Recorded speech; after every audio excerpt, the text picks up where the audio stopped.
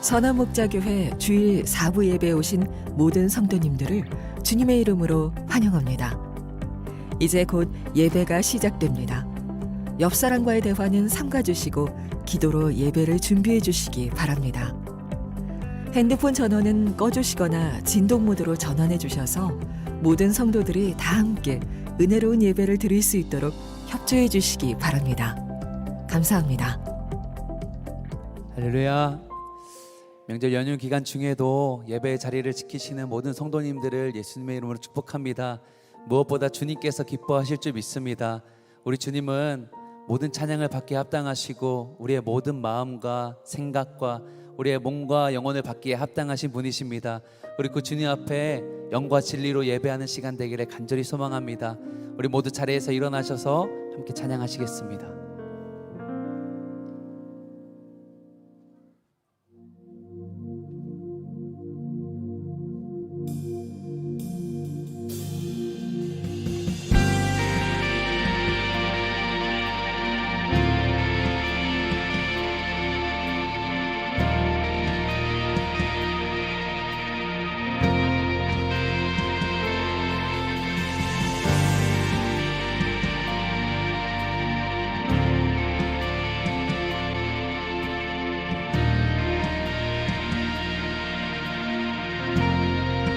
하늘의 문을 여소서, 하늘의 문을 여소서, 이곳을 주목하소서. 주를 향한 노래가 꺼지지 않으니 하늘을 열고 보소서. 이곳에 임재하소서, 이곳에 임재하소서. 주님을 기다립니다. 기도의 향기가 하늘에 닿으니 주여 임재하여 주소서. 이곳에 오셔서 이곳에 앉으소서. 이곳에서 드리니 예배를 받으소서. 주님의 이름이 주님의 이름만이 오직 주의 이름만 이곳에 있습니다.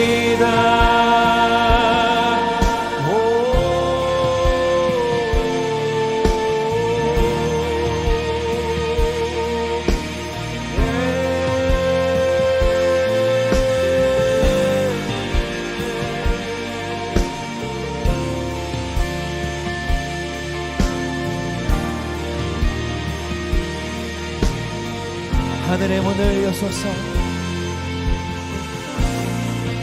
하늘의 문을 여소서. 이곳을 주목하소서. 주를 향한 노래가 꺼지지 않으니 하늘을 열고 보소서. 이곳에 임재하소서. 이곳에 임재하소서. 주님을 기다립니다. 기도의 향기가 하늘에 닿으니 주여 임재하여. 우리 처음부터 다시 한번 고백합시다. 하늘의 문을 여소서, 하늘의 문을 여소서. 이곳을 주목하소서. 주를 향한 노래가 꺼지지 않으니 하늘을 열고 보소서. 아멘. 이곳에 임재하여 주소서. 주님, 이곳에 임재하소서. 주님을 기다립니다. 기도의 향기가 하늘에 닿으니 주여 임재하여 주소서. 이곳에 오셔서 이곳에 앉으소서. 이곳에서 드리는 예배를 받으소서. 주님의 이름이 주님의 이름만이 오직 주의 이름만 이곳에 오셔서 이곳에 앉으소서. 나의 왕이신 예수님, 우리의 소망 되신 성령님, 오늘 이곳에 임재하셔서 우리의 영적인 눈이 띄어지게 하소서. 오직 주님 바라보게 하소서. 아멘. 이곳에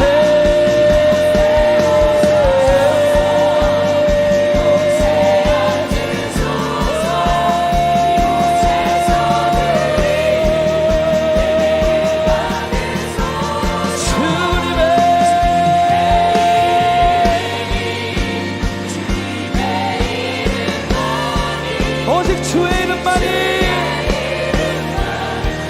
우리 한번 더 고백합시다. 주님 이곳에 오소서. 이곳에 앉으소서. 이곳에서 드리는 예배를 받으소서. 주님의 이름이 주님의 이름만이 오직 주의 이름만 이곳에 있으 이곳에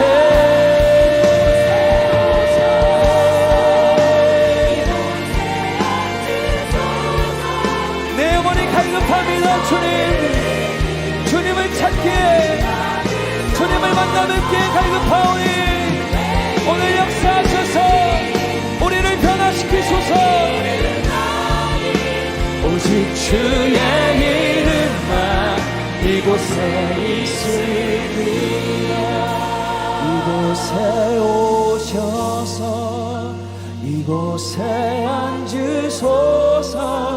이곳에서 드리는 예배를 받으소서. 주님의 이름이 주님의 이름만이 오직 주의 이름만 이곳에 있으리다.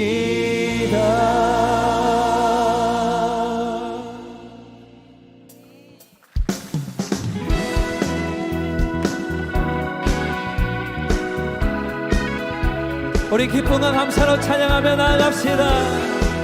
우리 주님은 찬양받기에 합당하십니다. 할렐루야.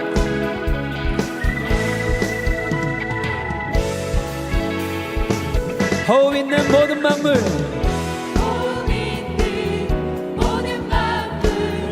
다 나와서 주 찬양하라. 호흡 있는 모든 만물 다 나와서 주 한번 더. 호흡 있는 호흡 있는 모든 만물 다 나와서 주 찬양하라. 호흡 있는 모든 만물 다 나와서 주 찬양하라. 이른 아침에도 늦은 저녁에도 난 언제나 주님 찬양해. 기쁨 넘치대로 슬픔 다가와도 난 언제나 주님 찬양해. 끊임없는 주의 사랑, 끊임없는 주의 사랑, 주의 권세 존귀 능력 알게 되면 찬양해 되리. 아멘. 호흡 있는 모든 만물 다 나와서 주 찬양하라. 호흡 있는 모든 만물 다 나와서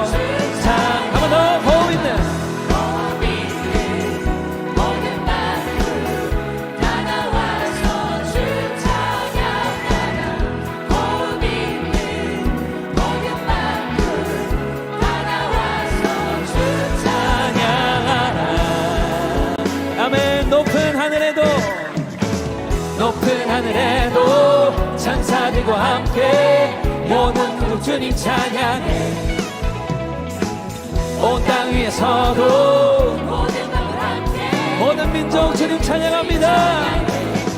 끊임없는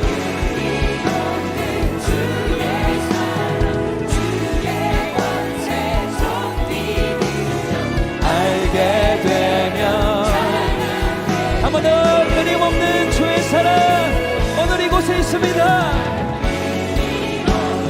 주의 사랑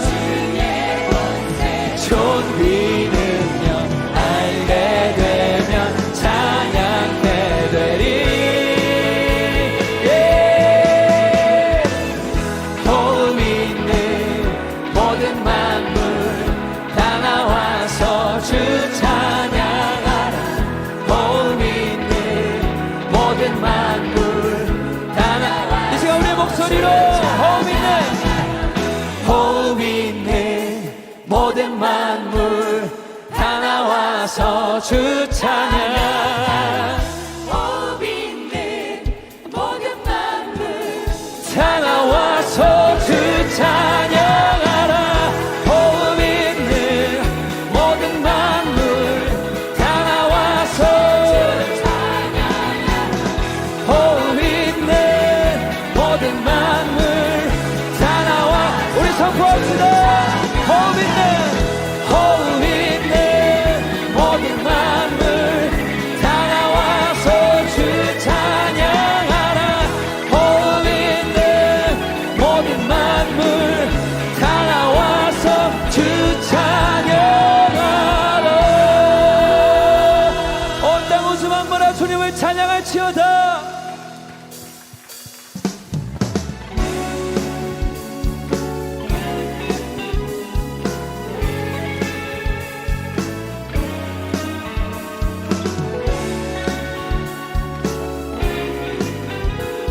우리 마음 다해 주님 찬양합니다.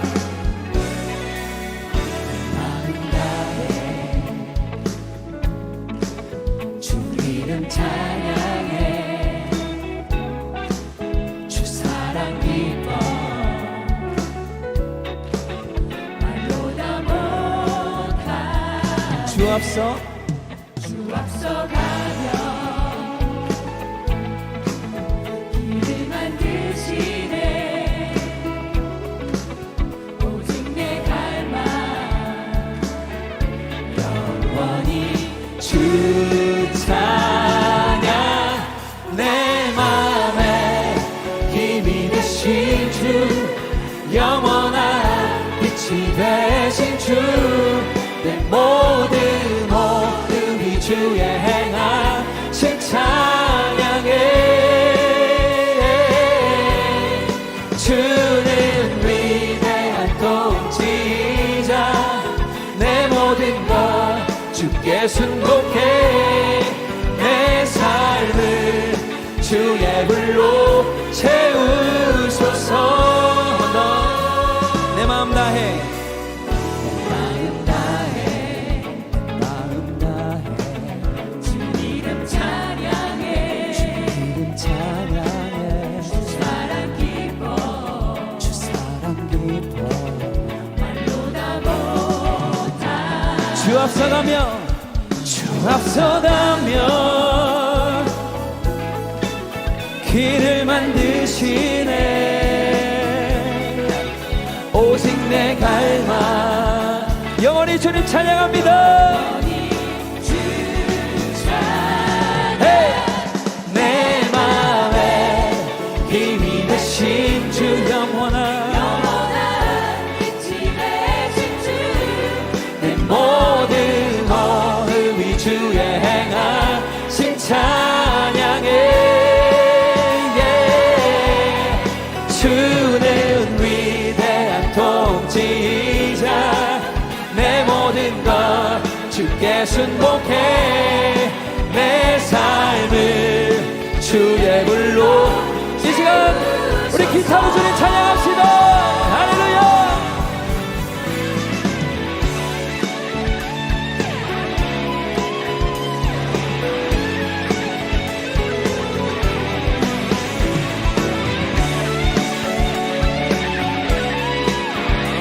비포와 수금으로 주님 찬양합니다. 한 번 더.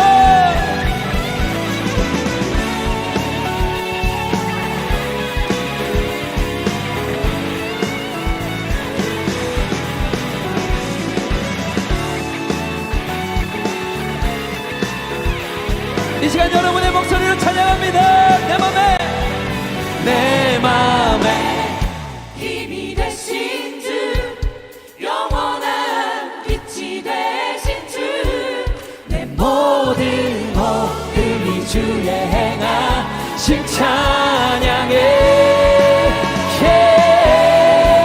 주네.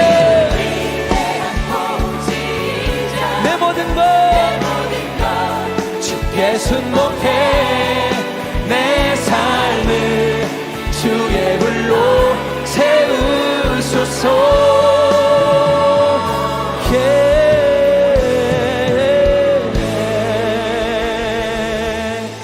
아멘. 주님 찬양합니다.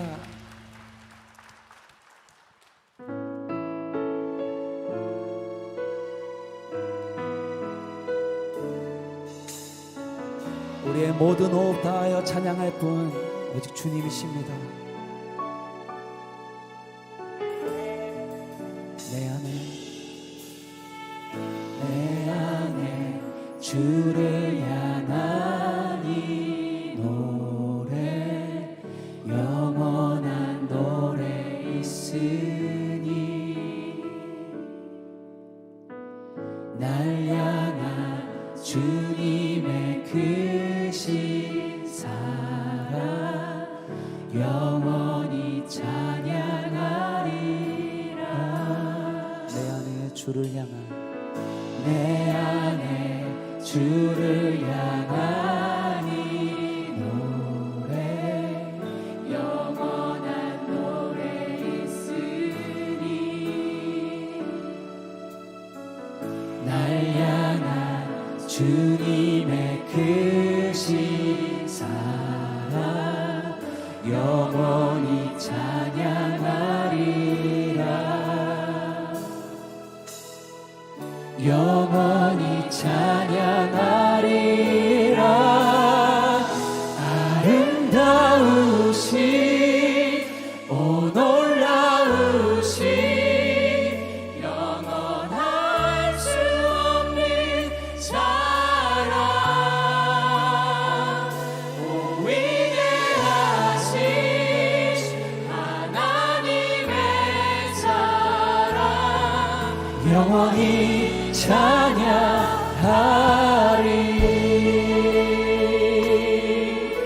아멘.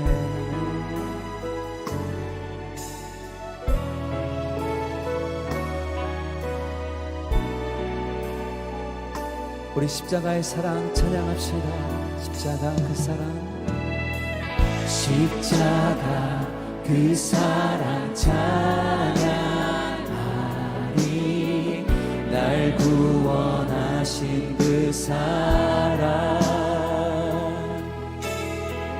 내 삶을 드려 찬양하리라. 놀라우신 주의 사랑 영원히 찬양하리라. 아름다우신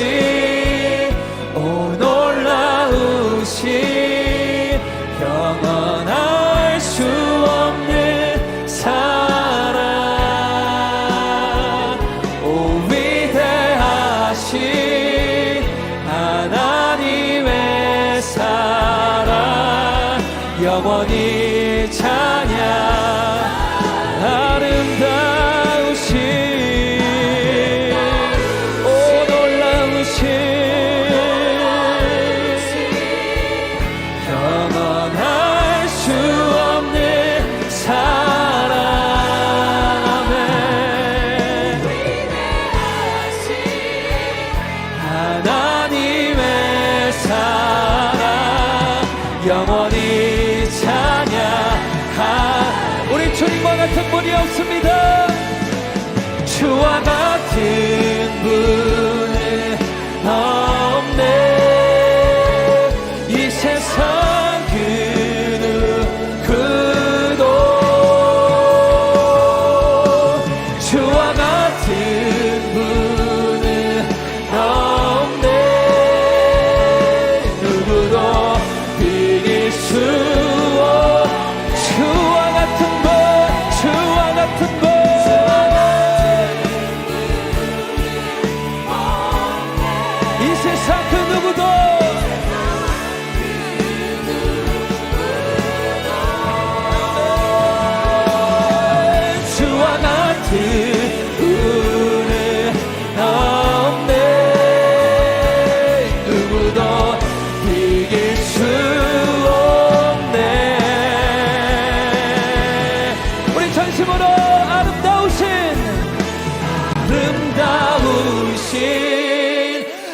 놀라우신 영원할 수 없는 사랑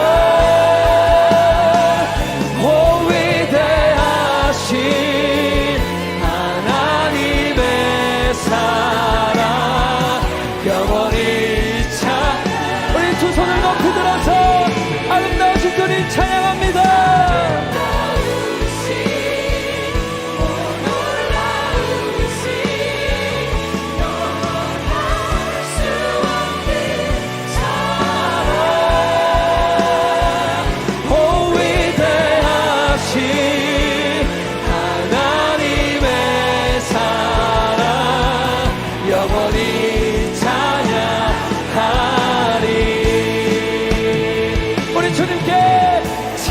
성부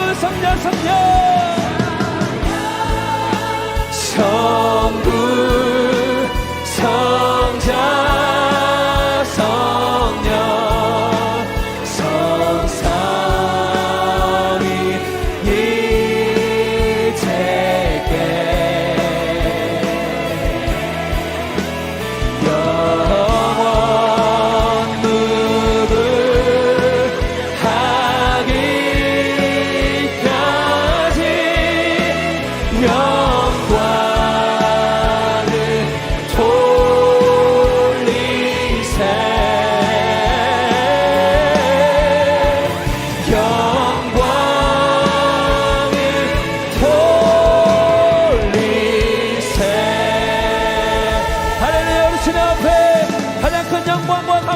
찬양을 올려드립니다. 모두 자리에 앉으시겠습니다.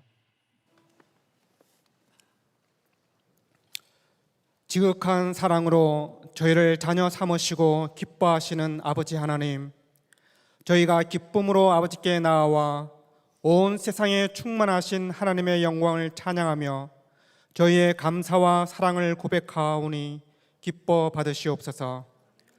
저희를 끊임없이 용납하시고 사랑으로 품어주셔서 아버지의 온전하신 사랑을 알게 하셨던 것처럼 성령께서 부어주시는 동일한 사랑으로 추석 명절에 가족과 이웃을 돌아보는 저희가 되게 하시고 아버지의 사랑이 흘러가게 하여 주십시오.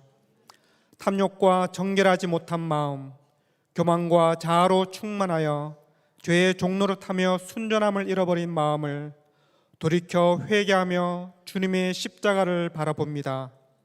세상과 죄를 십자가에 못 박고 승리하신 주님의 사랑과 능력으로 새롭게 하여 주셔서 온전히 주님을 바라보며 천국 소망으로 충만한 예배가 되게 하여 주십시오. 또한 지치고 상한 심령으로 나아온 성도들의 마음이 성령 안에서 회복되어 기쁨과 평강을 누리는 예배가 되게 하여 주십시오. 바벨론과 같은 세상에서 다니엘처럼 하나님을 경외하며 성도들이 믿음으로 살아가기 원하시는 주님, 세상의 핍박, 성도의 믿음이라는 제목으로 말씀을 전하시는 김다휘 담임 목사님께 성령으로 충만히 임하시고 그 입술과 심령을 감고 나셔서 담대하게 진리의 말씀을 선포하게 하여 주십시오. 또한 다니엘의 세 친구의 담대한 믿음을 통해 역사와 세상의 주관자 되시는 하나님을 드러내셨던 것처럼 말씀을 듣는 저희도 세상에 무릎 꿇지 않고 살아갈 수 있는 담대한 믿음과 용기를 허락하셔서 저희의 삶을 통해 하나님을 부인하는 이 세상에 주님의 영광을 드러내게 하여 주십시오. 주님, 오늘도 주님께 드리는 예배를 위하여 찬양과 안내, 헌금, 주차 봉사 등 주님을 경외함으로 섬기는 임사자와 봉사자들께 주님을 섬기는 기쁨과 축복을 풍성하게 허락하여 주십시오. 저희의 구주가 되시고 힘이 되신 존귀하신 우리 주 예수님의 이름으로 기도드립니다. 아멘.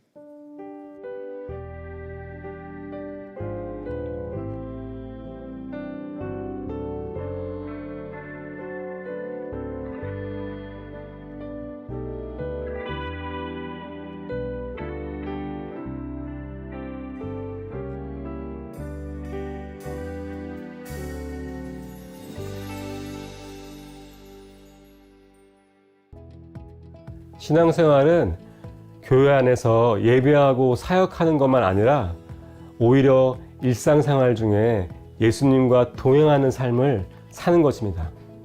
그러면 일상 중에 쉬고 먹고 일하고 사랑할 때 어떻게 주님과 동행할 수 있을까요? 이번 주 수요일부터 4주간 주님 안에서 쉬고 먹고 일하고 사랑하자라는 주제로 수요예배 말씀을 나누고자 합니다. 이 은혜의 자리에 성도 여러분을 초대합니다. 교회 소식을 알려드리겠습니다.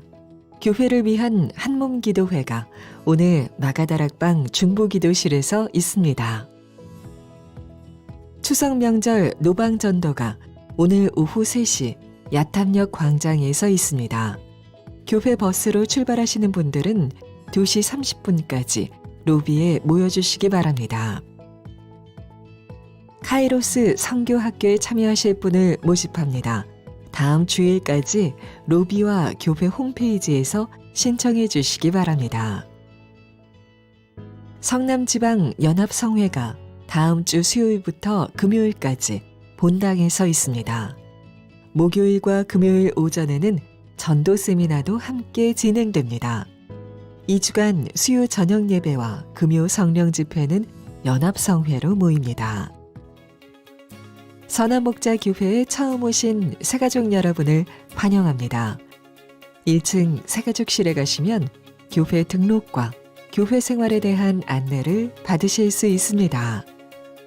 매일 1시간 기도와 예수 동행일기를 통하여 주님과 동행하는 한 주 보내시길 바랍니다. 이 시간 다 함께 하나님을 경외하는 마음으로 자리에서 일어서시겠습니다. 오늘 우리에게 주시는 하나님의 말씀은 다니엘 3장 1절에서 30절 말씀입니다. 봉독은 14절에서 20절, 24절에서 29절만 하도록 하겠습니다. 느부갓네살 왕이 그들에게 물었다. 사드락과 메삭과 아벳느고는 들어라. 너희가 참으로 나의 신을 섬기지 않고 내가 세운 금신상에게 절을 하지 않았느냐. 지금이라도 너희가 나팔과 피리와 검은고와 사현금과 칠연금과 풍수 등 갖가지 악기 소리가 날 때에 내가 만든 신상에게 엎드려 절을 할 마음이 되어 있으면 괜찮다. 그러나 그렇지 않으면 즉시 불타는 용광로 속에 던져 넣을 것이다. 어느 신이 너희를 내 손에서 구해낼 수 있겠느냐. 사드락과 메삭과 아벳느고가 왕에게 대답하여 아뢰었다. 굽어 살펴주십시오. 이 일을 두고서는 우리가 임금님께 대답할 필요가 없는 줄 압니다. 불 속에 던져져도 임금님, 우리를 지키시는 우리 하나님이 우리를 활활 타는 화덕 속에서 구해주시고 임금님의 손에서도 구해주실 것입니다. 비록 그렇게 되지 않더라도 우리는 임금님의 신들은 섬기지도 않고 임금님이 세우신 금신상에게 절을 하지도 않을 것입니다. 굽어 살펴주십시오. 그러자 느부갓네살 왕은 잔뜩 화가 나서 사드락과 메삭과 아벳느고를 보고 얼굴빛이 달라져 화덕을 보통 때보다 7배나 더 뜨겁게 하라고 명령하였다. 그리고 그의 군대에서 힘센 군인 몇 사람에게 사드락과 메삭과 아벳느고를 묶어서 불타는 화덕 속에 던져 넣으라고 명령하였다. 그때 느부갓네살 왕이 놀라서 급히 일어나 모사들에게 물었다. 우리가 묶어서 화덕 불 속에 던진 사람은 셋이 아니더냐. 그들이 왕에게 대답하였다. 그러합니다, 임금님. 왕이 말을 이었다. 보아라, 내가 보기에는 4사람이다. 모두 결박이 풀린 채로 화덕 안에서 걷고 있고 그들에게 아무런 상처도 없다. 더욱이 넷째 사람의 모습은 신의 아들과 같다. 느부갓네살 왕이 활활 타는 화덕 어기로 가까이 가서 소리쳐 말하였다. 가장 높으신 하나님의 종 사드락과 메삭과 아벳느고는 이리로 나오너라. 그러자 사드락과 메삭과 아벳느고가 불 가운데서 나왔다. 지방 장관들과 대신들과 총독들과 왕의 측근들이 모여서 이 사람들을 보니 그 몸이 불에 상하지 않고 머리털도 그을리지 않고 바지 색깔도 변하지 않고 그들에게서 불에 탄 냄새도 나지 않았다. 느부갓네살 왕이 말하였다. 사드락과 메삭과 아벳느고를 돌보신 하나님을 찬송하여라. 그는 천사를 보내서 그의 종들을 구하셨다. 이 종들은 저희의 하나님을 의뢰하여 저희의 몸을 바치면서까지 왕의 명령을 거역하고 저희의 하나님 말고는 다른 어떤 신도 절하여 섬기지 않았다. 그러므로 내가 이제 조서를 내린다. 민족과 언어가 다른 뭇 백성은 사드락과 메삭과 아벳느고의 하나님을 두고서 경솔히 말하는 일이 없도록 하여라. 이 명령을 어겼다가는 그 몸이 조각날 것이며 집이 쓰레기 더미가 될 것이다. 이와 같이 자기를 믿는 사람을 구원할 수 있는 신은 다시 없을 것이다. 아멘. 하나님의 말씀입니다. 다 함께 자리에 앉으시겠습니다.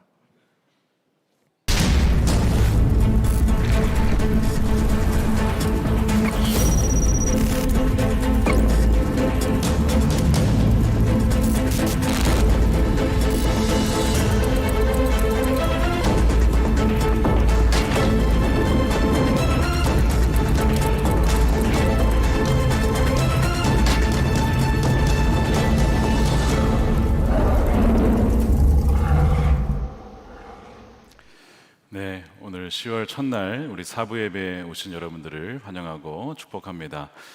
추석 명절 잘 보내고 계십니까? 네, 오늘 아마 친척 방문하셨다가 오신 분들도 계실 거고 방문하셨다가 온라인으로 오신 분도 계실 텐데요. 모두에게 하나님의 크신 은혜와 평강이 있기를 축복합니다. 바벨론의 다니엘처럼 우리 시리즈의 5번째입니다. 세상의 핍박, 성도의 믿음이라는 제목으로 말씀을 나누겠습니다. 바벨론과 같은 세상에서 성도로서 믿음을 지키기란 참으로 어렵습니다. 우리가 오늘 주인공으로 나오는 우리 사드락 메삭 아벳느고라는 이름은 바벨론식 이름입니다. 계속해서 세상은 성도를 바벨론화 시키기 때문에 믿음을 지키려고 하면 반드시 싸우게 되어 있습니다. 갈등을 빚게 되어 있습니다. 그래서 사실 많은 분들이 거기서 타협을 하고 맙니다. 특별히 공권력에 의해서 국가적인 어떤 불의가 행해질 때에 성도의 믿음은 시험을 당하게 되죠. 2차 세계대전 일어나기 이전에 독일은 히틀러에 의해서 나치당 장악을 하게 되죠. 그리고 이제 군비를 이제 만들게 되는데요. 1936년 6월 13일 독일 함부르크 항구에서 한 군함이 완성됩니다. 히틀러가 이 진수식에 참여를 해서 축사를 하죠. 사람들이 열광을 하면서 나치식 인사를 합니다. 하일 히틀러 하면서 딱 이렇게 하는 것이죠. 그럼 한번 해보진 않겠습니다. 네, 하면 안 되죠. 그렇게 다 히틀러를 향하여서 모든 경배와 경의를 표할 때 한 사람이 팔짱을 끼고 딱 서 있습니다. 대단하죠. 네, 그 사진을 한번 보여드리겠습니다. 저 사람입니다. 나치 경례를 거부한 유일한 사람으로 알려진 분인데 본래 이 사람 이름이 아우구스트 란트 메서로 많이 알려져 있는데 실제로는 그 사람이 아니고 구스타프 베거트로 알려졌습니다. 그 주위 사람들 또 가족들의 사진과 증거물에 의해서 바로 그 사람이 구스타프 베거트라고 하는 사람이 밝혀진 것이죠. 이 사람은 이 사진이 일어났던 2년 전부터 이 항구에서 바로 금속 세공인으로 1934년부터 일하고 있었습니다. 사진으로 보아도 알 수 있듯이 전혀 히틀러에 대해서 경례를 하지 않고 경의를 표하고 있지 않습니다. 다시 말해 세상에서 살지만 선을 긋고 뜻을 정하여 거부하는 그 모습을 보여주죠. 왜 그랬을까요? 그는 신실한 그리스도인이었습니다. 그가 평소에 가족들이나 주위 사람들에게 자주 말했던 인생의 모토가 있습니다. 사람보다 하나님께 순종하는 것이 마땅하다. 이 얘기를 한 거예요. You should obey God more than man. 사람들보다 당연히 마땅히 하나님께 순종해야 된다. 그러니까 지금 저 상황은 마치 인간을 신격화하는 상황이었기 때문에 나에게 어떤 불이익이 온다 하더라도 나는 신앙 양심상 할 수 없다. 나를 데려가면 데려가 봐라. 이런 식으로 대단하게 어떻게 보면 저항을 한 것입니다.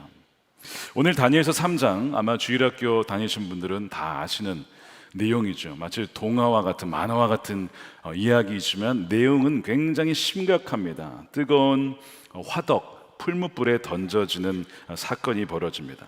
오늘 배경을 1절부터 읽어보시면 1절에 나와 있지 않지만 70인형이라고 하는 이 헬라어 성경에 보게 되면 느부갓네살 왕 제18년에, 그러니까 2장과 3장은 벌써 한 15년, 16년이 지난 시기입니다. 바로 그때 벌어진 일인데요. 기원전 약 586년에서 587년쯤입니다. 그때는 남유다가 멸망하기 직전, 그리고 멸망했던 시기에 바로 이 일이 벌어진 것이죠. 이 왕이 통치를 거의 20년 가까이 했습니다. 여러분, 제국의 왕이 거의 20년 가까이 통치를 하면 거의 이제는 신에 가까워지는 것이죠. 그 권력이란 뭐 막강한 것입니다. 그래서 자신의 그 권력을 더 공고히 하기 위해서 금신상을 만든 것이죠. 높이가 대략 한 27m에서 30m, 굉장히 높습니다. 보통 빌딩 10층 정도 높이입니다. 폭은 한 3m, 폭은 그렇게 넓지 않죠. 이게 뭐였을까? 정확하게 나와 있지는 않지만 아마 이 왕의 형상을 따라 만들었든지 아니면 바벨론 제국의 스피릿, 즉 정신을 나타내는 어떤 그 모양을 만든 것일 것이다, 이렇게 추정을 합니다. 그걸 금으로 다 입혀놨어요. 얼마나 많은 금이 들었을까? 엄청났겠죠. 왕은 이 신상을 만든 다음에 모든 관리들과 총독들과 사람들을 모아놓고, 장관들을 모아놓고 이 제막식에서 금신상에 절을 하게 합니다. 그리고 절하지 않은 자는 다 죽이겠다라고 협박을 하는 겁니다. 5절에 보세요. 갖가지 악기 소리가 나면 왕이 세운 금신상 앞에 엎드려서 절을 하시오. 누구든지 엎드려서 절을 하지 않는 사람은 그 즉시 불타는 화덕 혹은 풀무불 속에 던져 넣을 것이요. 그러니까 이 상황 속에서 누가 이거 안 할 사람이 있겠냐고요. 다 와서 절을 하는 거예요. 근데 다 절을 했는데 세 사람이 멀뚱멀뚱하게 서 있네. 팔짱을 끼고 있는지는 모르겠지만 분명히 절을 안 하고 있는 세 사람이 딱 있는 겁니다. 그러니까 평소에 이 세 명을 시기했던 이 점성술가들이 왕에게 고발을 합니다. 그래가지고 절을 안 하는 세 명이 있다 이거야. 그래가지고 결국 왕에게 불려가죠. 사실 이 세 명은 이 느부갓네살 왕이 되게 좋아했던 사람들이에요. 신임했던 사람들입니다. 그래서 지방의 관리가 된 것인데 절을 안 했다고 하니까 믿어지지가 않는 거예요. 야, 지금이라도 너희가 마음으로 정말 다해서 이렇게 신상에게 절을 하면 모든 것을 내가 다 용서해 줄게. 그런데 만약 그러지 않으면 너희도 죽은 목숨이야. 이렇게 얘기를 하는 겁니다. 그러면서 15절에 보세요. 그렇지 않으면 즉시 불타는 용광로에 너희도 던져질 것이다. 어느 신이 너희를 내 손에서 구해낼 수 있느냐. 여러분, 권력이라는 것이 이런 겁니다. 친하고 뭔가 마음에 들면 그 권력은 우리들에게 또 누군가에게 포지션을 줍니다. 좋은 자리를 줄 수 있어요. 이 권력이 힘입니다. 그러니까 사람들이 그 권력에 굽신거리는 거예요.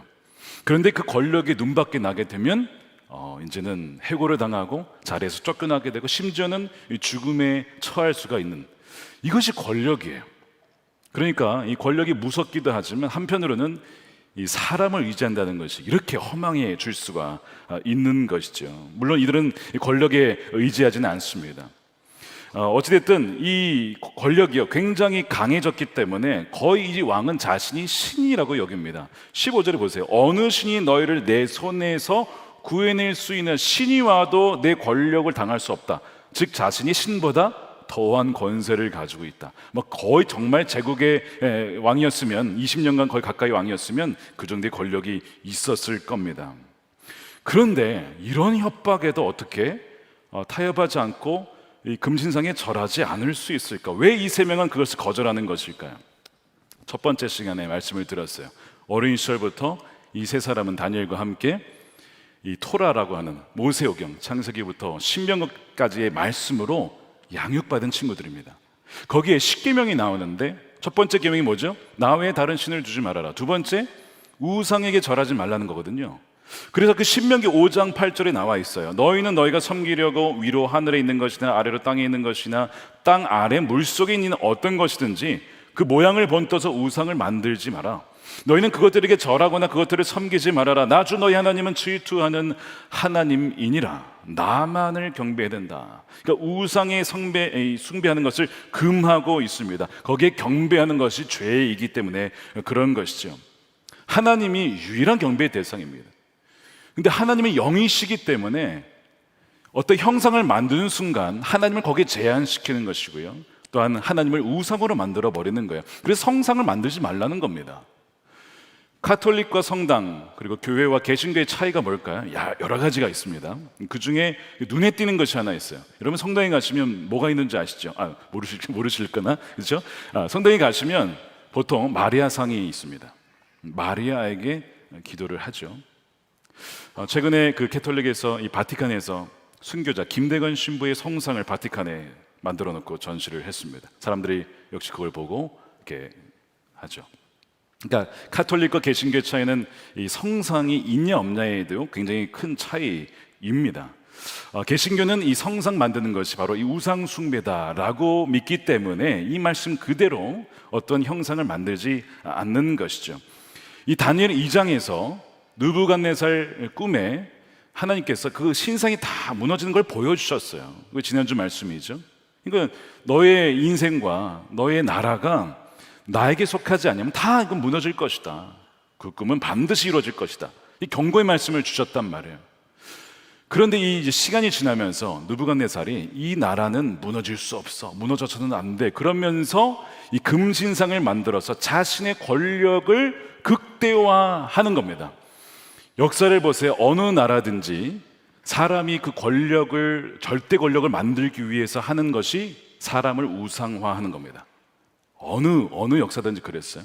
그러니까 지금 이 왕은 자신을 우상화해서 신처럼 만들려고 하는 그런 과정을 만들고 있는 것이죠. 그러니까 지금 이 세 사람은 거기에 절을 한다는 것은 이거 하나님께 배신하는 것이다, 믿음을 버리는 것이다, 거부하는 것입니다. 근데 이런 반론이 있을 수 있습니다. 꼭 그렇게 해야 되나? 실제로는 믿는 것이 아니지만 그냥 겉으로만 그렇게 인사하면서 절하면서 이 위기를 지나가는 것이 훨씬 더 지혜로운 일 아닐까? 여러분은 어떻게 하시겠어요? 여러분들도 절하시겠습니까? 아니면 여러분들은 거절하시겠습니까? 그냥 속으로는 아닌데 그냥 겉으로만이라도 하면 죽지 않잖아요. 그리고 나중에 훗날을 도모해서 선한 영향력을 미칠 수 있잖아요. 그것이 훨씬 더 지혜로운 모습 아닙니까? 성경에도 나중에 신약 성경에 나오잖아요. 우상은 아무것도 아니라고. 그러니까 우상 배쳐진 음식 먹는 게 뭐가 문제냐? 우상은 아무것도 아닌데 이런 얘기도 있는 판에 좀 지혜롭게 합시다. 이런 얘기가 있단 말이에요. 굉장히 솔깃한 얘기죠. 한번 예를 제가 들어볼게요. 이 금신상이 지금 27m 가까이 되는데 가장 흡사한 신상이 저 북쪽에 있죠.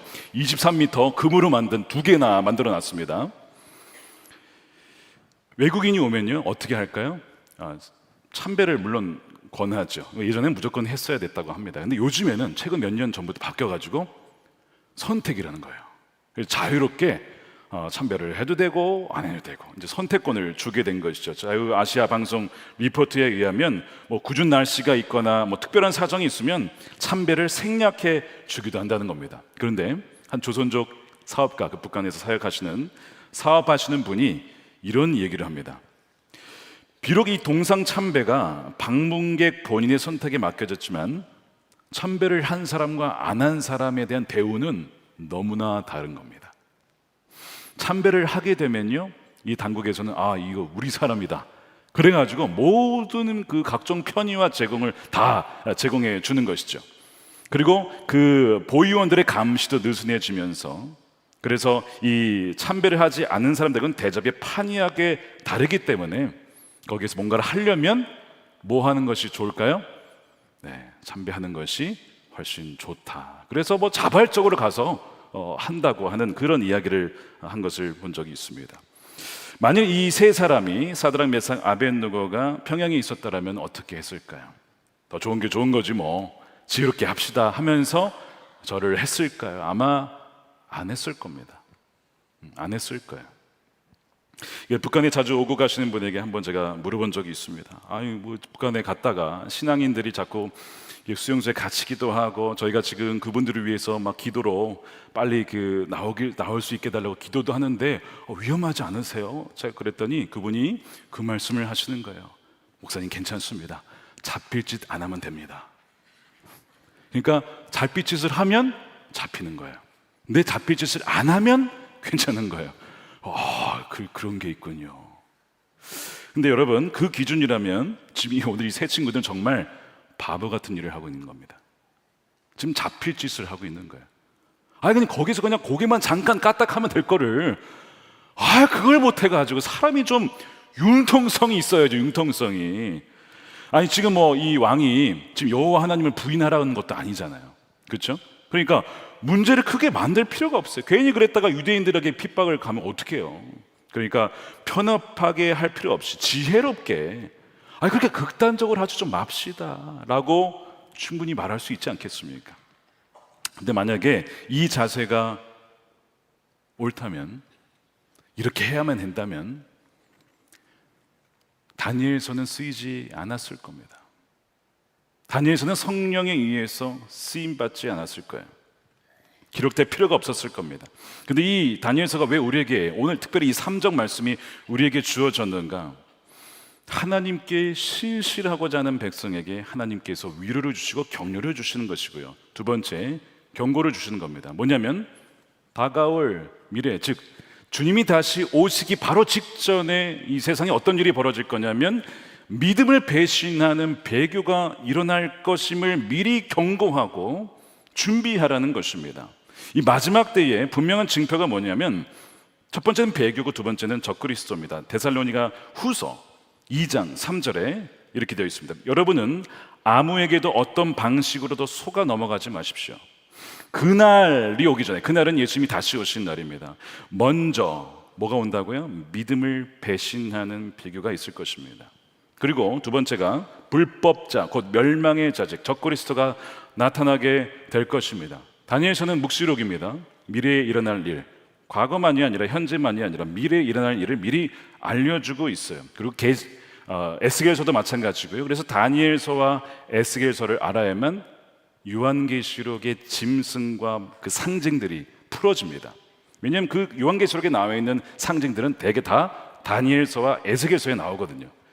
그러니까 거기에서 경고하고 있는 것은 바로 이 핍박의 시기가 다가온다는 것이고 배교의 시기가 온다는 겁니다. 그래서 지금부터 하나님보다 더 귀한 것은 없다라고 하는 순결하고도 굳건한 믿음을 훈련하지 않으면 많은 사람들이 주님이 오시기 이전에 환난을 당할 때에 믿음을 버리게 된다라고 하는 것을 경고하고 있는 것이죠.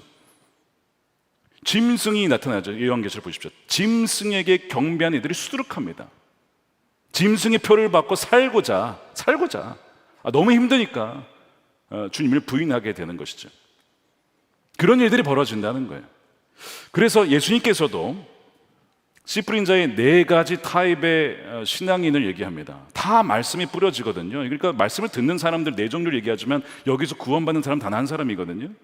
75%는 구원받지 못합니다. 그 중에 하나가 어떤 사례냐면 돌밭에 뿌려진 씨죠. 근데 너무나 이것은 좀 놀라운 게 뭐냐면 여기서 이제 배교자가 나오는데 마가복음 4장 16절이죠. 돌짝밭에 뿌려지는 것들이란 이런 사람들이다. 그들은 말씀을 들으면 곧 기쁘게 받아들인다. 말씀을 듣고 기쁘게 받아들여. 나 은혜 받았어. 오늘 말씀 너무 좋아. 막 말씀을 너무 사모하는 분이에요. 신앙인이죠. 그리스도인이죠. 교회 다닌 사람들이죠. 예배 드린 사람이죠. 근데 그들 속에 뿌리가 없어서 오래가지 못하고 뭐 때문에 이제 여기서 결정적으로 갈리냐면 이 말씀을 받긴 받았는데 환난이나 박해가 일어나면 이 말씀을 그대로 순종하고 지킬 것이냐 아니면 너무 힘드니까 이것을 포기할 것이냐, 이게 여기서 이제 갈라지는 거예요. 이들은 이 환난의 때에 믿음을 버립니다. 이 배신을 하게 되는 거죠. 배교를 하게 되는 거예요. 그러니까 어떤 사람들은 이 배교자는 처음부터 믿지 않았던 사람이다 라고 얘기하기도 합니다. 그것도 맞는 말이에요. 뿌리가 없었으니까요.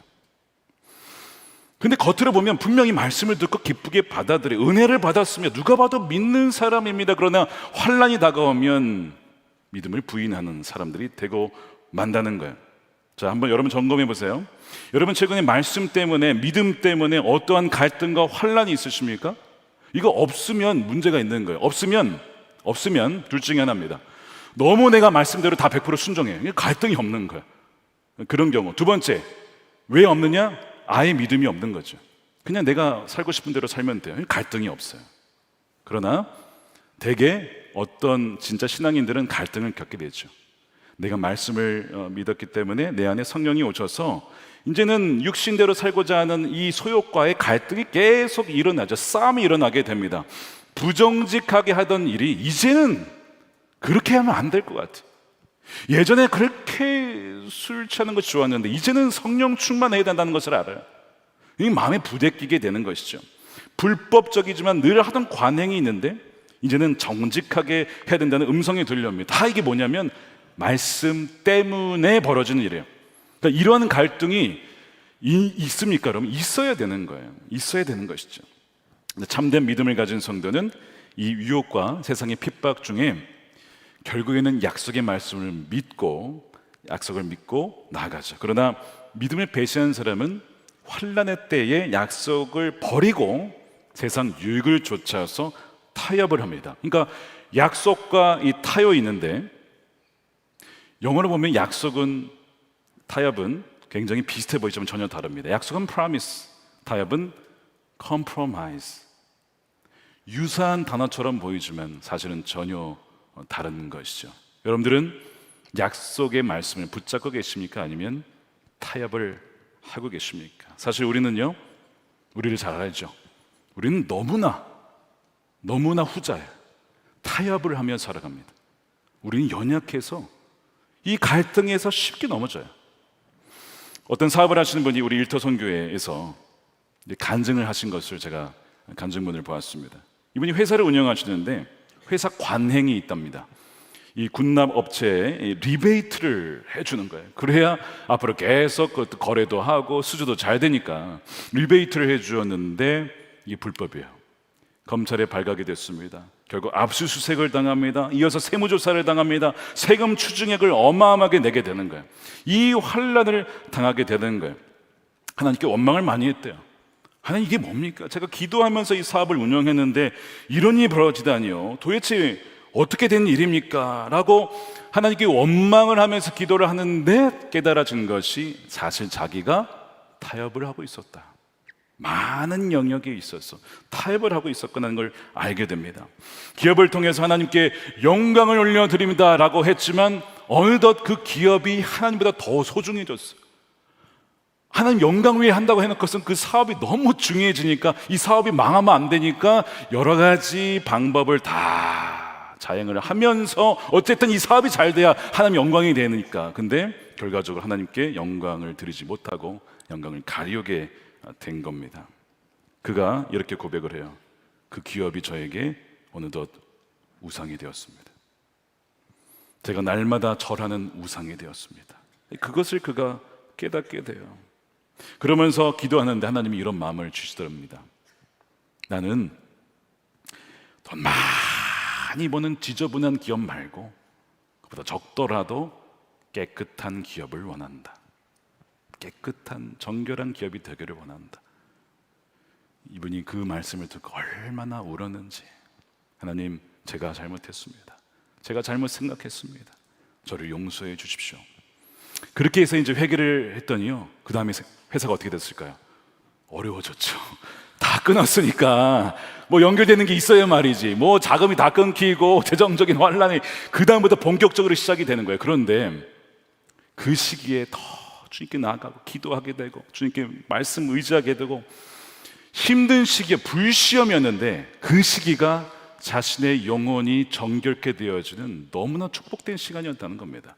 그 고백을 그가 하면서 하나님, 나와 함께 하신 그 은혜에 감사합니다. 그 힘든 시기를 주님의 약속을 붙잡고 잘 이겨낼 수 있었다라고 하면서 그 날짜를 이분이 카톡에 새겨놨더군요.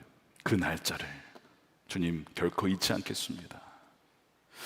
그러므로 우리가 훈련해야 될 것이 무엇이냐면 주님과 함께 고난을 기꺼이 감수하는 훈련입니다. 여러분, 다가오는 시대에 배교가 있을 것이라고 분명히 말씀했어요. 그 환난과 핍박을 이겨낼 수 있는 믿음을 준비해야 된다는 것이죠. 오늘 이 3장의 하이라이트가 바로 16, 17, 18절입니다. 이들은요, 이 왕의 회의에 넘어가지 않아요. 뭐라고 하냐면 하나님께서 우리를 건져주실 것입니다. 저는 확신합니다. 하나님께서 임금님의 손에서 우리를 건져주실 것입니다. 저희는 확신합니다 라고 그렇게 고백을 하죠. 그런데 이들의 믿음은 하나님께서 강하시기 때문만은 아닙니다. 지금 이들의 믿음은 하나님께서 죽음으로부터 구원하실 수 있는지 여부와는 아무 상관이 없습니다. 그저 하나님만이 섬김과 영광을 받으시기 합당하신 분이니까 그렇게 하겠다는 거거든요. 그래서 그 다음 고백이 뭡니까? 하나님이 지켜줄 줄 믿지만 비록 그렇게 되지 않더라도, 그리 아니하실지라도 라는 고백을 하는 것이죠. 18절 말씀 우리 함께 읽어보겠습니다. 시작. 비록 그렇게 되지 않더라도 우리는 임금님의 신들은 섬기지도 않고 임금님이 세우신 금신상에게 절을 하지도 않을 것입니다. 굽어 살펴주십시오. 이 믿음, 그리 아니하실지로의 믿음이 바로 세상의 핍박 중에 성도가 가져야 될 믿음인데, 이것이 저와 여러분들의 믿음이 되시기를 축복합니다. 정말 중요한 거예요. 우리도 이들처럼 이런 고백을 드릴 수 있어야 됩니다. 하나님, 주께서 우리 가정의 모든 질병과 사고와 천재지변에서 지켜 보호해 주실 전능하신 하나님인 줄로 우리가 믿습니다. 그러나 그리 아니하실지라도 우리는 절망의 신에게 절하지 않겠습니다. 하나님, 주께서 직장에서 제가 믿음을 지킬 수 있고 이 직업과 직책을 그 핍박 중에서도 지켜주실 줄 믿습니다. 그러나 그리 아니하실지라도 제가 권력의 신에게 굽신거리는 일은 하지 않을 것입니다. 주 하나님, 주를 위한 이 기업이 형통하고 번성하고 필요한 재정도 넉넉하게 하나님께서 채워주실 줄로 믿습니다. 그리하여 하나님께 영광이 되는 기업이 될 줄로 믿습니다. 그러나 그리 아니하실지라도 만몬과 성취의 신에게 절하는 일은 결코 없을 것입니다. 여러분들에게 이러한 기도가 있으십니까? 주님이 다시 오시기 전에 반드시 믿음을 배신하는 일이 벌어질 것이기 때문에 우리는 이 시기를 미리 준비해야 됩니다. 그리고 이렇게 믿음으로 나아가고자 하는 자를 하나님은 외면하지 않으신다는 것이지. 결국 왕은요, 화가 납니다. 믿음의 반응이 꼭 해피엔딩으로 끝나지 않아요. 화가 나서 결국 집어 던져라는 것입니다. 평소보다 7배나 더한 이 화덕불을 피워서 아예 다 죽이라고 명령을 하죠. 그렇게 떨어지게 됩니다. 이들은 믿음이 있는 척하지 않았어요. 믿음이 있는 척하면 하나님이 건져 주기까지, 그게 아니었고 죽으면 죽으리이다. 정말 그들은 던져집니다. 하나님께서 우리에게 은혜를 주시는 이유가 있습니다. 여러분, 은혜 받으셨습니까? 은혜를 받으신 분만 아멘 해보시기 바랍니다. 내 삶은 정말 은혜 아니고선 설명이 안 된다. 모든 것이 은혜, 은혜, 은혜, 이런 찬양 우리가 하잖아요. 근데 성경에 하나님께서 은혜를 주신 두 가지 이유를 얘기를 합니다. 첫 번째 이유는 은혜를 주셔서 믿음을 갖게 하시려고. 그게 첫 번째예요. 은혜 없이는 믿음을 가질 수가 없어요. 은혜는 하나님의 선물이죠. 근데 두 번째, 왜 은혜를 주셨냐? 두 번째 이유가 빌립보서 1장 29절에 나옵니다. 우리 함께 읽겠습니다. 시작. 그리스도를 위하여 너희에게 은혜를 주신 것은 다만 그를 믿을 뿐 아니라 또한 그를 위하여 고난도 받게 하려 하심이라. 사도 바울이 지금 이거를 빌립보 감옥에서 쓰고 있어요. 은혜를 주신 것은 다가올 고난과 박해의 시기에 넉넉하게 그 시기를 이겨낼 수 있도록 미리 은혜를 주신 거예요. 그래서 그 시기를 지날 때에 그의 영혼이 정결하게 되어서 주의 정결한 신부가 될 수 있도록 미리 모든 것을 다 준비를 시키신다는 겁니다. 그러니까 여러분들이 은혜를 받은 것은 다가올 핍박의 시기를 능히 견뎌낼 수 있도록 주신 거예요. 자, 한번 예를 들어 볼까요? 1903년 원산 대붕이 일어났어요.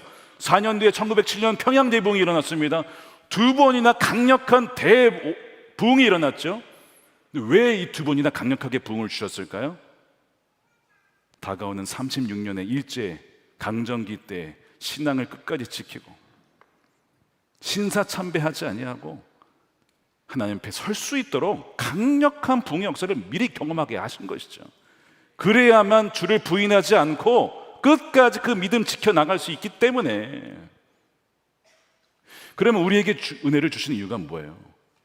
하나님께서 부흥을 주시고 은혜를 주셔서 다가오는 박해의 시기에 거기에서도 넉넉하게 이길 수 있도록 하나님 우리와 함께 하심을 절대 잊어버리지 말라고 우리에게 미리 깨닫게 하시는 것입니다. 그래서 고난을 받는 것은 아무에게나 주지 않고요, 하나님이 택하시고 하나님의 은혜를 풍성하게 부어주신 분에게 고난을 주세요. 그래서 이 고난을 받아도 그 고난을 피할 수 있게 해주시고 고난을 받아도 넉넉하게 이길 수 있도록 하기 위함입니다. 여러분 혹시 신앙 때문에 박해를 당하신 분 계십니까? 남편에게, 배우자에게, 어떤 뭐 자녀에게, 부모님에게, 상사에게 모욕을 당하는 분들도 있습니다. 제가 매주 교구의 리포트를 받아요. 우리 속장 지역장님들, 또 우리 환우분들 여러 가지 이야기를 하여튼 다 담아서 저에게 보내시면 제가 그걸 다 읽어봅니다. 그래서 종종 뵙게 되면 그 상황을 묻기도 하죠. 아, 그런 일이 있었죠. 지금 괜찮으십니까? 하는 것이 다 목사님들이 알려주시니까 제가 아는 거예요. 듣다 보면 야, 믿음 때문에 고난당한 분들이 너무 많아요. 근데 여러분 믿으십시오. 믿음 때문에 고난당하고 모욕당하는 것은 여러분 복입니다.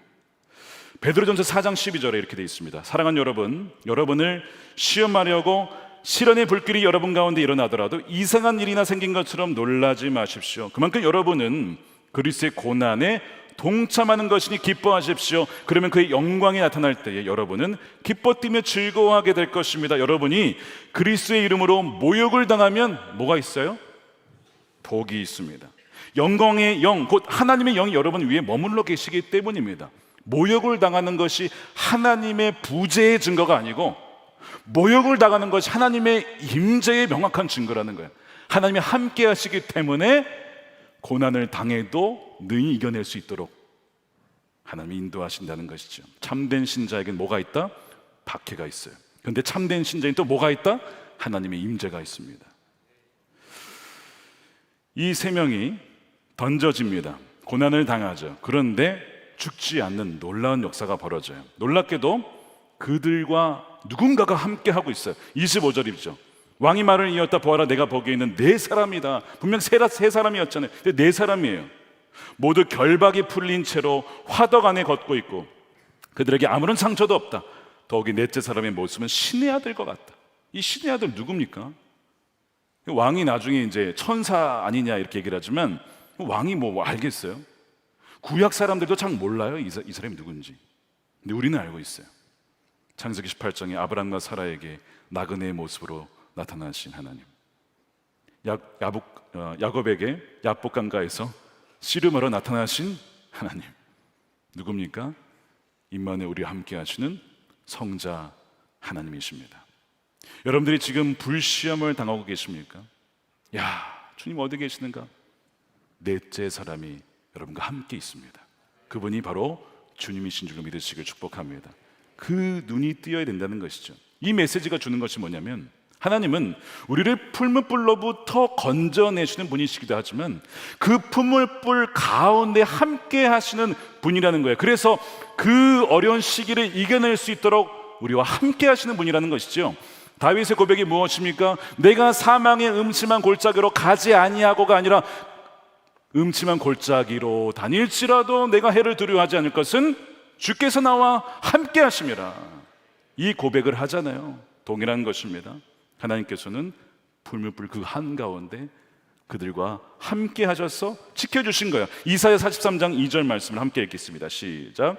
내가 물 가운데로 건너갈 때에 내가 너와 함께 하고 내가 강을 건널 때에도 물이 너를 침몰시키지 못할 것이다.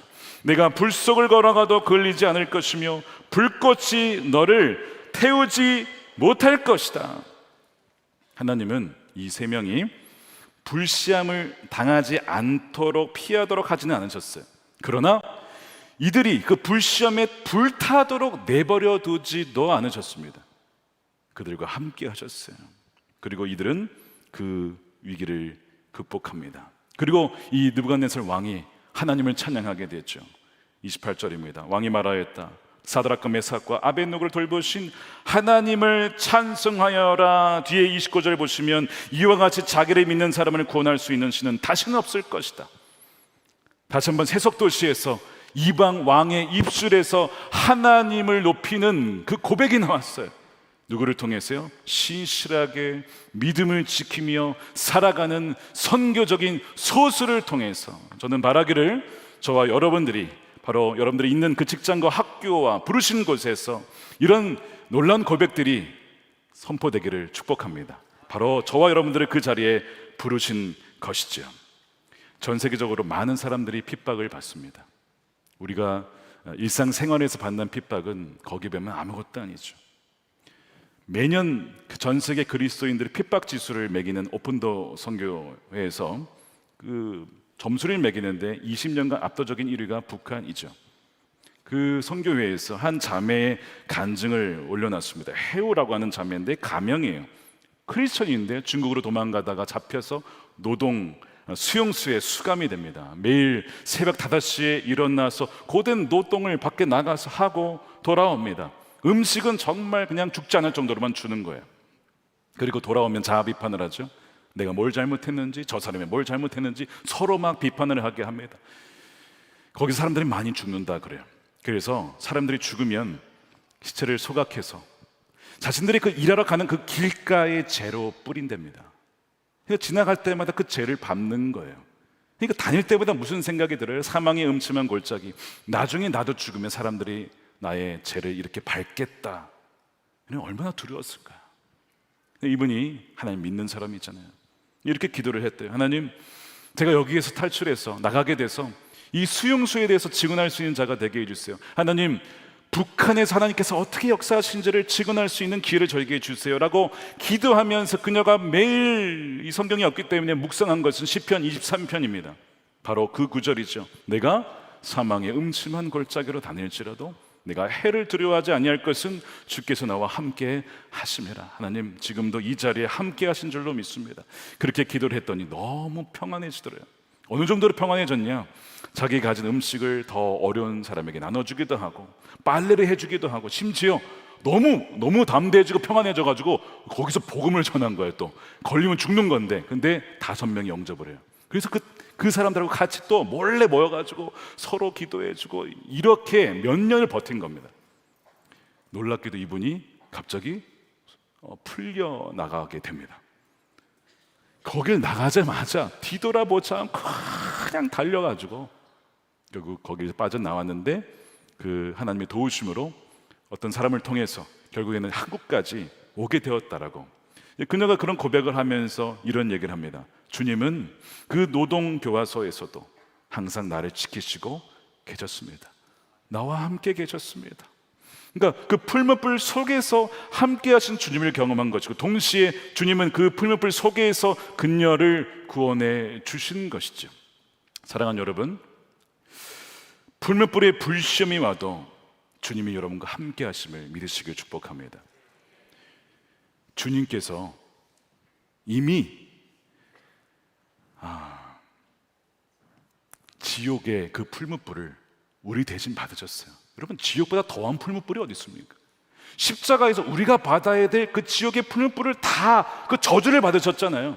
나무에 달린 자마다 저주를 받은 자리라. 그 자리에서 우리 위해서 이미 다 받으셨어요. 그래서 우리가 예수님을 믿는다면 이미 멸망치 않고 사망에서 생명으로 옮겨진 줄로 믿습니다. 이미 그 은혜를 우리가 누렸는데 우리가 무엇을 두려워하겠습니까? 그러니까 그 믿음을 가진다면 우리가 이 땅을 살아가는 동안 어떠한 것에도 굴복하지 아니하고 하나님께만 순종하는 그 믿음으로 살아갈 수가 있는 것이죠. 이 크리스토퍼 베거트 어떻게 됐을까요? 이렇게 나치에게 딱 발각됐거든요. 나중에 가족들의 증언에 의하면 하나님께서 히틀러부터 지켜주셔서 살게 됩니다. 하나님의 놀라운 은혜가 이 가족에게 있었던 것입니다. 우리가 오직 주님만 신뢰하고 순종할 때 불물불로부터도 건져주시고 불물불 한가운데서도 함께 하시는 그 놀라운 은혜가 저와 여러분들의 삶 가운데 있게 될 줄로 믿습니다. 아멘. 우리 함께 기도하겠습니다. 여러분, 어려운 상황 가운데 믿음을 지키는 분들이 계실 겁니다. 또한 어떤 분들은 믿음을 지키다가 너무나 어려운 환경 속에서 핍박 속에서 굴복하고 타협한 분들도 계실 겁니다. 그러나 오늘 이 시간, 오늘 이 말씀을 기억하면서 주님 우리의 연약함을 불쌍히 여겨주시고 진정 우리와 함께 하시는 그 풀무불 한가운데서도 함께 하시는 주님을 바라봄으로 앞으로의 어떤 역경들 넉넉하게 주여 이기게 하여 주시옵소서. 우리 함께 동성으로 기도하겠습니다. 하나님 감사합니다. 주님, 우리에게 함께 하신 주님을 찬양합니다. 여러 가지 이 세속 도시에서 살아가면서 참으로 시험과 어려움들이 많습니다. 그러나 아버지, 우리를 지키시고 모아주신 분이 바로 주님이십니다. 아버지, 주 영광으로 우리와 함께 하여 주시고 능히 이겨낼 수 있는 그 은혜를 우리에게 허락하여 주시옵소서.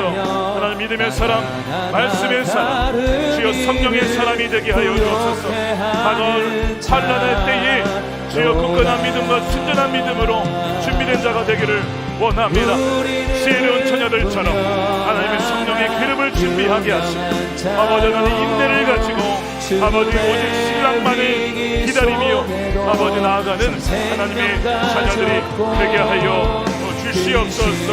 아버지 감사합니다. 성령을 함께 하실 주님, 이 약속을 주여 이루어 주시옵소서.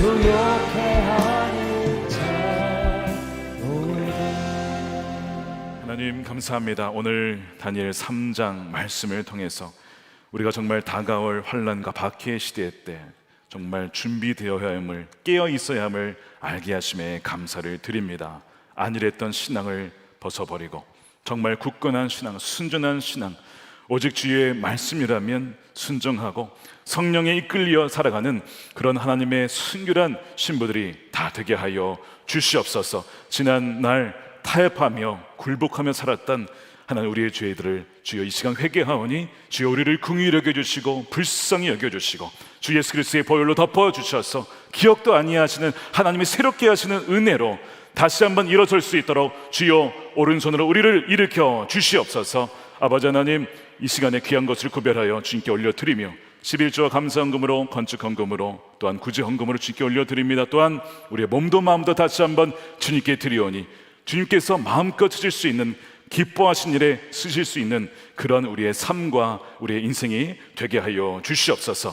이 나라가 하나님 나라, 정말 하나님을 경외하는 나라가 되게 하여 주시고 남과 북이 주여 속히 복음으로 통일되어진 그 날을 하나님 보게 하여 주시옵소서. 억눌려 있던 주의 백성들이 풀어지고 희년의 해를 주여 우리가 목도하게 하여 주시옵소서.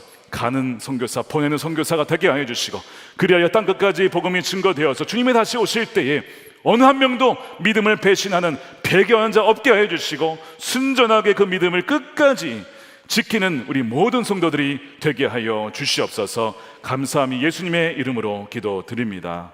아멘. 다 같이 일어나셔서 우리 성도의 노래 함께 찬양하겠습니다.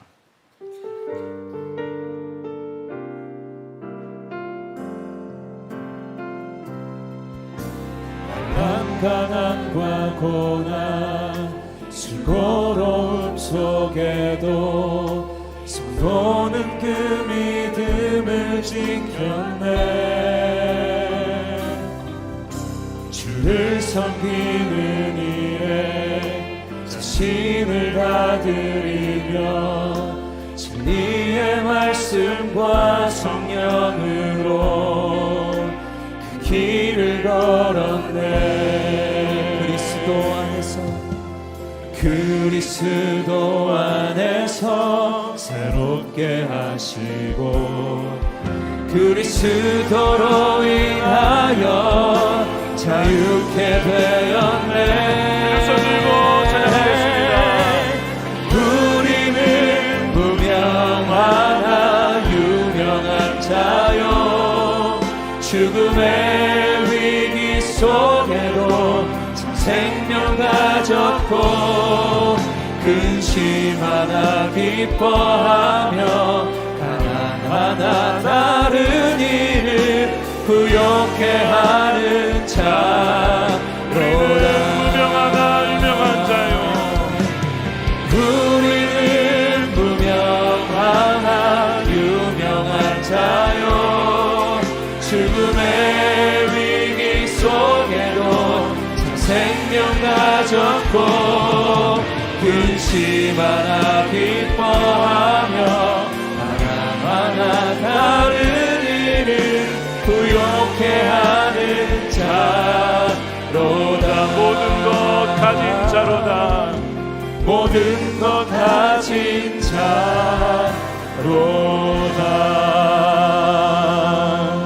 기도하겠습니다. 이제는 우리의 전부 되시고 우리의 생명 되신 예수 그리스도의 크신 은혜와 하나님의 한량없는 극진하신 사랑하심과 우리와 늘 함께 하시고 버려두지 아니하시는 성령님의 내주하심이 오늘 말씀을 듣고 세상의 핍박과 환난 중에도 순결한 성도의 믿음을 지키고자 주님 앞에 나아가는 사랑하는 우리 모든 성도들의 머리 위에, 저들의 가정과 일터 위에, 또한 사랑하는 자녀들 가운데 영원히 함께 하시기를 간절히 축원하옵나이다.